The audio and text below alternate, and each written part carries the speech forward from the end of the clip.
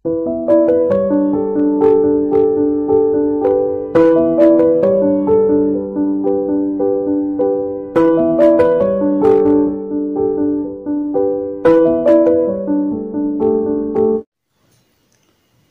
Friends, ఎలా ఉన్నారు friends? మనకు మతిమరుపు వస్తూ ఉంటుంది, అప్పుడప్పుడు మర్చిపోతూ ఉంటాం, గుర్తుపెట్టుకుంటూ ఉంటాం. ఇలా మన మెదడు రకరకాలుగా పనిచేస్తూ ఉంటుంది. అయితే శాస్త్రవేత్తల ప్రకారం మర్చిపోయే అలవాటు కూడా వ్యక్తి మేధస్సుకు చిహ్నంగా ఉంటుందని శాస్త్రవేత్తలు చెప్తున్నారు. సో ఫ్రెండ్స్, నేను చెప్పబోయే టాపిక్ ఇదే. వీడియోని లైక్ చేయండి, షేర్ చేయండి, తప్పకుండా నా ఛానల్ని సబ్స్క్రైబ్ చేయండి. సబ్స్క్రైబ్ చేసుకున్నారు, బెల్ ఐకాన్ క్లిక్ చేయండి. Thank you for watching friends. ఇక మన విషయంలోకి వస్తే, మానవ శరీరంలో అతి ముఖ్యమైన అవయవాల్లో మొదటి స్థానంలో ఉండేది మానవ మెదడు మాత్రమే. ఇది సరిగ్గా పనిచేస్తేనే మిగిలిన అవయవాల గురించిన ఆలోచన చేస్తాడు మనిషి. అత్యంత క్లిష్టమైన శరీర అవయవాల్లో ఒకటిగా ఉన్న మెదడు పనితీరుకు సంబంధించిన వివరాల కోసం శాస్త్రవేత్తలు ఇప్పటికీ ఎన్నో పరిశోధనలు చేస్తూనే ఉన్నారు. మెదడు నిర్వహిస్తున్న అత్యంత ముఖ్యమైన ప్రక్రియల్లో ఒకటి సమాచారాన్ని గుర్తుంచుకోవడం. కానీ శాస్త్రవేత్తల ప్రకారం మర్చిపోవడం కూడా ముఖ్యమైన పని అని అంటున్నారు. మతిస్థిమితం అనేది వృద్ధాప్య చిహ్నంగా గుర్తించబడుతుంది. తరచుగా మనం యుక్త వయసులో ఉన్నప్పుడు మనకు ఏదైనా విషయాన్ని గుర్తుకు తెచ్చుకోవడంలో లోపాలు కనిపించినా పెద్దగా పట్టించుకోము. కానీ అదే వయసు పెరిగే కొద్దీ ఈ పరిస్థితి ఒక అనారోగ్య సమస్యగా కూడా భావిస్తూ ఉంటాం. ఒక వ్యక్తి వృద్ధాప్యంలో ఉన్నప్పుడు మెదడులోని కొన్ని మార్పులను జరగకుండా చేయడం అసాధ్యం. కానీ జ్ఞాపకశక్తి సమస్యలు అలా కాదంటున్నారు శాస్త్రవేత్తలు. విషయాలు మర్చిపోవడం అనేది ఆలోచించాల్సినంత ప్రధానమైన సమస్య కాదని, మరియు ఈ కారణం చేత తీవ్రంగా మదనపడటం అనవసరమని చెప్తున్నారు. శాస్త్రవేత్తలు జరిపిన అనేక అధ్యయనాల ప్రకారం మర్చిపోవడం అనేది వాస్తవానికి స్మార్ట్ లేదా మేధస్సుకు చిహ్నంగా ధృవీకరిస్తున్నారు. శాస్త్రవేత్తల ప్రకారం మర్చిపోయే అలవాటు కూడా వ్యక్తి మేధస్సుకు చిహ్నంగా చెప్తున్నారు. మరి అదేంటో మనం తెలుసుకుందాం. మతిమరుపు మరియు మతిస్థిమితం కోల్పోయిన పరిస్థితిలో ఎలా ఉంటాడు? మతిమరుపు మరియు మతిస్థిమితం లేని సాధారణ ప్రజలను అనేక మందిని తరచుగా చూస్తూనే ఉంటాం మనం. ఈ సమస్య వ్యక్తి యొక్క స్థితిగతులకు సంబంధాన్ని కలిగి ఉండడాన్ని సూచిస్తుంది. మరి ఆ వ్యక్తి విషయాలను మర్చిపోయినందుకు గాను తరచుగా ఎగతాళికి గురి చేయబడుతూ ఉంటాడు కూడా. ఇది బాధాకరణ విషయం. నిజానికి మతిస్థిమితం కోల్పోయిన వ్యక్తి తక్కువ స్థాయిలో ఏకాగ్రతని మరియు పునరావృత ఆలోచన స్థితుల ఆటంకాలతో బాధపడుతూ ఉంటాడు. దీనిని ఒక మానసిక పరిస్థితిగా సమాజంతో పాటు వైద్యులు కూడా పరిగణిస్తారు.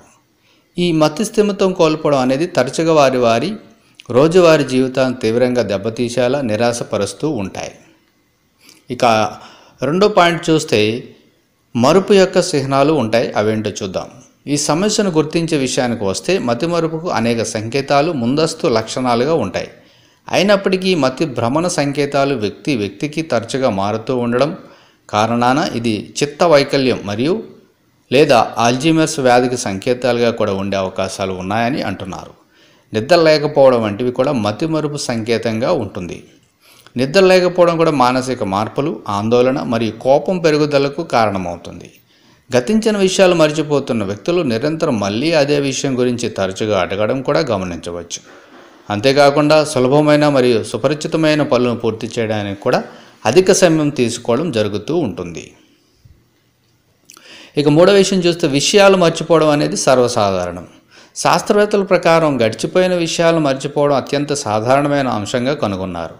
నిజ జీవితంలో నిర్ణయం తీసుకోవడంలో మెదడు కీలక పాత్ర పోషిస్తుంది. ఈ జ్ఞాపకశక్తి గతంలోని విషయాలను గుర్తుకు చేసేందుకు సహాయపడమే కాకుండా, ఆ విషయాల ఆధారితంగా భవిష్యత్తులో మంచి నిర్ణయాలు తీసుకునేందుకు సహాయపడగల అత్యంత ముఖ్యమైన సమాచారం ఇవ్వడంలో కూడా సహాయం చేస్తుందని శాస్త్రవేత్తల నివేదిక. ఇక నాలుగో పాయింట్ చూస్తే, మెదడు ఎలా జ్ఞాపకాలను సృష్టిస్తుంది? మానవ మెదడు అత్యంత సంక్లిష్టంగా ఉంటుంది. అదేవిధంగా అతి ముఖ్యమైన అవయవంగా కూడా ఉంటుంది. మెదడు జ్ఞాపకాలను ప్రాసెస్ చేసే విధానం నిజంగా ఒక అద్భుతమైన విషయమని చెప్పాలి. మెదడు నిరంతరం జ్ఞాపకాలను ప్రోత్సహిస్తూ ఉంటుంది మరియు పాత వాటిని తొలగించి వాటి స్థానంలో కొత్త వాటిని ఏర్పరుస్తూ ఉంటుంది.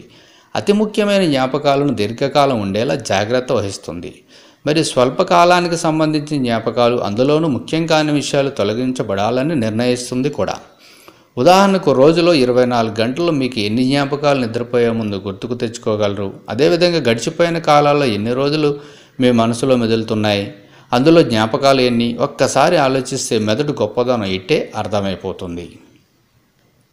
ఇక 5వ పాయింట్ చూస్తే అసలు అధ్యయనం ఏం చెప్తుందంటే, ఒక కొత్త అధ్యయనం చెప్పిన వివరాల ప్రకారం వాస్తవానికి విషయాలు మర్చిపోవడం కూడా మేధస్సును పెంచడంలో మరియు చురుకైన వ్యక్తులుగా మార్చడంలో సహాయపడుతుంది. కొత్త అధ్యయన ప్రకారం మెదడు భవిష్యత్తులో నిర్ణయం తీసుకోవడానికి కీలక పాత్ర పోషిస్తుంది. కాబట్టి ఆ జ్ఞాపకాలను సురక్షితంగా ఉంచడానికి ప్రయత్నిస్తుంది. మెదడు జ్ఞాపకాలతో పూర్తి స్థాయిలో నిండిపోయి ఉన్నప్పుడు నిల్వ చేయబడిన జ్ఞాపకాలని ఆ సమ్మతికి లోనే సరైన నిర్ణయాలు తీసుకోవడంలో ప్రభావాన్ని చూపుతుంది.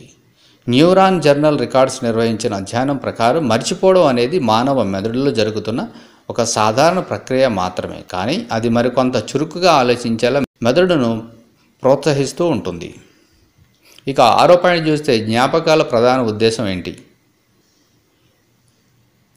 మనం ఏదైనా వివరాలని విస్మరించడం లేదంటే మర్చిపోవడం అనేది ఎన్నటికీ తప్పు కాదు అని పేర్కొంటుంది.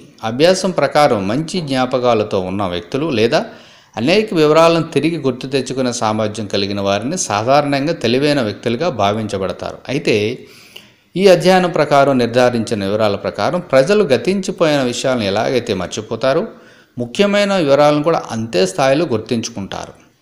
మనిషి యొక్క సూప్త చేతన లేదా ఉపచేతన వ్యవస్థ అంటే సబ్ కాన్షియస్లో ఆ వివరాలు భద్రపరచబడి ఉంటాయి. సందర్భాలను బట్టి ఆ వివరాలు గుర్తు వస్తూ ఉంటాయి. నిర్ణయాలు తీసుకునేటప్పుడు ముఖ్యమైన వివరాలను గుర్తుకు తెచ్చుకోవడానికి కారణం కూడా ఇదే. వివరాలను పూర్తి స్థాయిలో మర్చిపోయినా కూడా ఆ జ్ఞాపకాలు పదిలంగానే ఉంటాయి. ఇక 7వ పాయింట్లో చూస్తే ఒక ఉదాహరణతో వివరిద్దాం. దాని గురించి ఏ సమాచారం తుడిచివేయబడింది అనేది సంబంధిత పరిస్థితి మీద ఆధారపడి ఉంటుంది.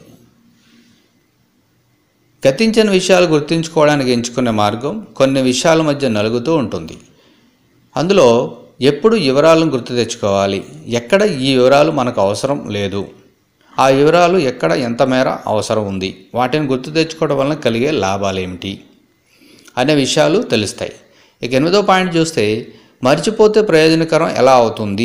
మెదడులోని హిప్పోకాంపస్ అంటే జ్ఞాపకాలు సురక్షితంగా ఉంచుకోవడానికి మెదడుకు సహాయపడే ప్రాంతం మాట. ఇది నిర్ణయం తీసుకోవడంలో ప్రాథమిక ప్రతిపాదన ఉన్న అత్యంత ముఖ్యమైన వివరాలను తొలగిస్తుంది. అధ్యయనం ప్రకారం ఆ విషయాలు మర్చిపోవడం కూడా నిర్ణయాలు తీసుకోవడంలో ఉత్తమంగా పనిచేయగలవు. ఒక వ్యక్తి నిర్ణయం తీసుకునేటప్పుడు అతడు లేక ఆమె వారి ఎంపికల ప్రకారం ఏ సమయంలోనే గతించిపోయిన కొన్ని ముఖ్యమైన వివరాలు గుర్తు చేసుకుంటూ ఉంటాడు. ఈ ప్రక్రియలో మెదడులోని అనవసరమైన వివరాలు తొలగించబడి ముఖ్యమైన వాటిని మాత్రమే నిల్వ చేసేలా మెదడు ప్రయత్నిస్తూ ఉంటుంది. క్రమంగా కొన్ని ప్రాపంచిక వివరాలను సైతం మర్చిపోయే పరిస్థితులు వస్తూ ఉంటాయి. ఇక 9వ పాయింట్ చూస్తే గతించిన వివరాలను మర్చిపోయినట్లయితే చింతించవలసిన అవసరం లేదు అని అంటున్నారు. విషయాలు మర్చిపోతున్నామన్న అవగాహనకు వచ్చినప్పుడు భయపడవలసిన అవసరం మరియు చింతించాల్సిన అవసరం లేదు. ఇది మీ మెదడులోని సమాచారాన్ని ఫిల్టరింగ్ చేసే ఒక ప్రక్రియ మాత్రమే. మెదడు ఏ వయసులోనైనా తాజా కణాలను ఉత్పత్తి చేయడంలో పూర్తి స్థాయిలో సమర్థవంతంగా ఉంటుంది. కావున జ్ఞాపకశక్తి కోల్పోవడం వృద్ధాప్య లక్షణాల యొక్క ఊహించిన ఫలితం ఎన్నటికీ కాజాలదు. కానీ మీ కండరాల శక్తి వలె మీరు ఆలోచించే విధానం మీద మీ ఆలోచన శక్తి ఆధారపడి ఉంటుంది. ఇక 10వ పాయింట్ ఏంటంటే మర్చిపోవడమే వాస్తవానికి అధిక మేధా సంపత్తికి సంకేతంగా చెప్తున్నారు. మెదడు అసందర్భమైన వివరాలను మర్చిపోతూ ఉంటుంది. బదులుగా నిజ జీవితంలో నిర్ణయాలు తీసుకోవడంలో సహాయపడే అంశాలపై దృష్టి పెడుతుంది. ఆ వయసులో జీవక్రియలు సవ్యంగా సాగడానికి గతించిన జ్ఞాపకాలు మర్చిపోవడమే మంచిదని టొరంటో యూనివర్సిటీ జర్నల్ రచయిత అయిన ప్రొఫెసర్ బ్లేక్ రిచర్డ్స్ చెప్తున్నారు. ఈ పరిశోధకుని అభిప్రాయ ప్రకారం జ్ఞాపకశక్తిని కోల్పోవడం ద్వారా గతించిన వివరాలు తుడిచిపెట్టుకుని పోయి నూతన విషయాల గురించి నిర్ణయాలు తీసుకోవడంలో మెదడుకు సహాయపడగలదు. ఆర్టిఫిషియల్ ఇంటెలిజెన్స్ అంటే కృత్రిమ మేధస్సులో రెగ్యులరైజేషన్ క్రమబద్ధీకరణ సిస్టమ్ వలె ఉంటుందన్నమాట. ఈ పరిశోధన ప్రకారం జ్ఞాపకాలు కలిగి ఉండడం అంటే పనికిరాని వివరాలను గుర్తుంచుకోమని కాదు, అయినప్పటికీ పరిస్థితిని అనుసరించి త్వరితగతిన సమయానుసారం అతను ఆమె నిర్ణయం తీసుకోవడం తెలివైన వారిగా చేస్తుంది అని అంటున్నారు. ఆల్బర్ట్ ఐన్స్టీన్ని మేధావిగా ఇప్పటికీ చెప్తూ ఉంటారు. ఎందుకు చెప్తారో తెలుసుకుందాం. విజయవంతమైన మరి ఇప్పటికీ అత్యధిక తెలివితేటలు కలిగిన వారిలో ఉదాహరణగా జర్మన్లో జన్మించిన భౌతిక శాస్త్రవేత్త ఆల్బర్ట్ ఐన్స్టీన్ పేరునే చెప్తూ ఉంటారు. 1927లో సాపేక్ష సిద్ధాంతాన్ని అభివృద్ధి చేసినందుకు గాను భౌతిక శాస్త్రంలో నోబెల్ బహుమతిని గెలుచుకున్నారు. ఐన్స్టీన్ తన 9వ పుట్టినరోజు వరకు స్పష్టంగా మాట్లాడలేదు కూడా. అతను కోల్పోయిన వాటిలో అధికంగా ఉన్నవి గొడుగులు. అతనికి అంత మెమరీ లాస్ ఉండేది. అతను ముఖ్యమైన తేదీలను, అపాయింట్మెంట్లను కూడా మర్చిపోయేవాడు. అంతేకాకుండా తరచుగా ఫోన్ నంబర్లు మరియు పుట్టినరోజు సైతం మర్చిపోయేవాడు. అతను తన సొంత పుట్టినరోజును కూడా జ్ఞాపకం చేసుకోలేని స్థితిలో ఉండేవాడు.